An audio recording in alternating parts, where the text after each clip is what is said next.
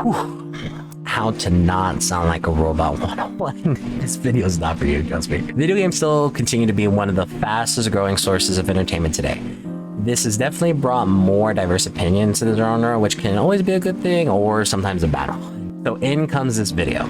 All video games need easy mode! And you already know I had my laptop powered up, I had opening Google Docs, and was literally ready to write down my thesis statement on the subject matter. However, I did take some time to think her arguments over and to see how people would react. To say the least, there was a whole range of opinions, but I think it's safe to say I've come up with an answer to her question. Should all video games have easy modes? No.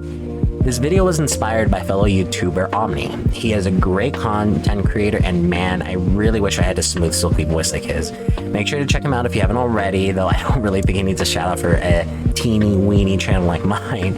And if you're new here, make sure to hit the subscribe button, or I will personally make sure every game only has the easy mode until the end of time.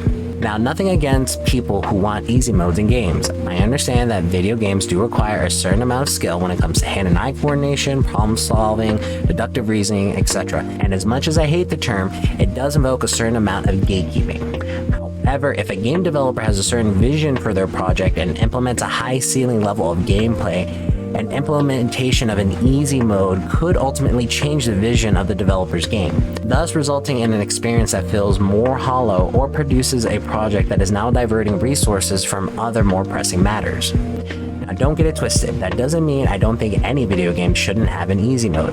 I'm currently working my way through a game called The Great Ace Attorney Chronicles, a game that is classified as a visual novel.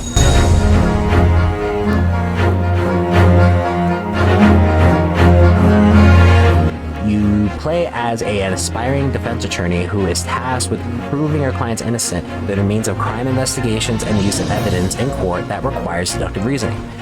The game developers of these games, however, understand that some people love the stories that these games tell and they just want to enjoy that. So literally, they implemented a story mode option that allows you to watch the story play out without the frustrations. Games like these are perfect for easy modes. This whole topic really reminded me of a great series done by content creator Rasputin, which is called Gaming for a Non-Gamer. We'll link the playlist down below, but the series is just that. What is gaming for a non-gamer? Editors know. And I realize how the title inherently sounds negative, but it really wasn't supposed to be. When non-gamer is referenced, it's more describing someone with little to no gaming experience, i.e. I am not a basketball player, but it doesn't mean I don't enjoy shooting hoops with friends every now and then. And no. I recommend giving it a watch for a really eye-opening experience. But if I were to give it a pretty bad synopsis, the series really pushes how there is a certain language with video games. If you've been playing for years, this language is almost second nature to you, which allows you to pick up almost any game and within a few minutes have a general understanding of game mechanics and goals. However, for a non-gamer, the language doesn't always translate easily to every video game, which can be frustrating. It's a really interesting concept, and I can't recommend this series enough.